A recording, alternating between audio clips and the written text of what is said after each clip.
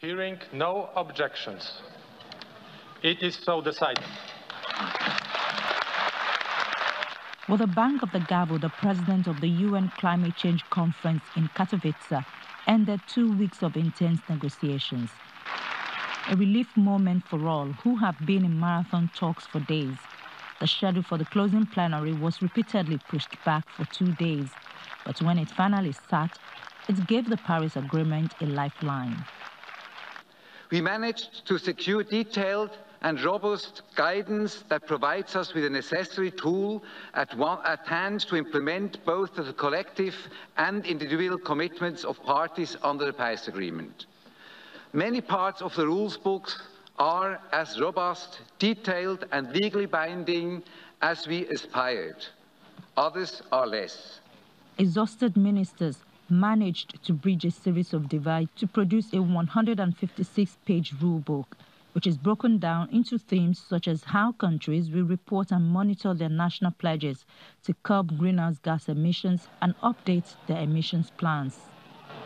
The Executive Secretary of the UN Framework Convention on Climate Change, who delivered a message on behalf of the UN Secretary General, thanked government for their efforts, but asked member states to raise ambition in the fight against climate change, even as they leave Katowice. It is our duty to reach for more, and I count on all of you to raise ambitions so that we can beat back climate change. Many believe COP-24 was a test on climate multilateralism, one that countries have barely passed, as a missed an opportunity to send a signal to businesses to speed up their actions. Expected much more, particularly on finance. So clarity on public financing than mixing it up with other instruments.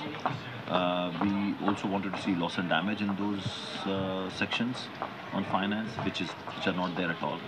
So that's a major disappointment. They will criticize us, and I do understand that. But the problem is this is a multilateral negotiations. And as I said at the beginning, each country or group of countries, they push their own interests. At the end of the day, you need to reach a deal that makes everybody unhappy.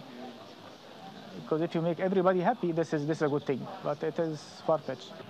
All eyes are now on Chile, which hosts the next conference where issues like the accounting rules for the monitoring of carbon credits, which stalled this year's talks, will be finalized.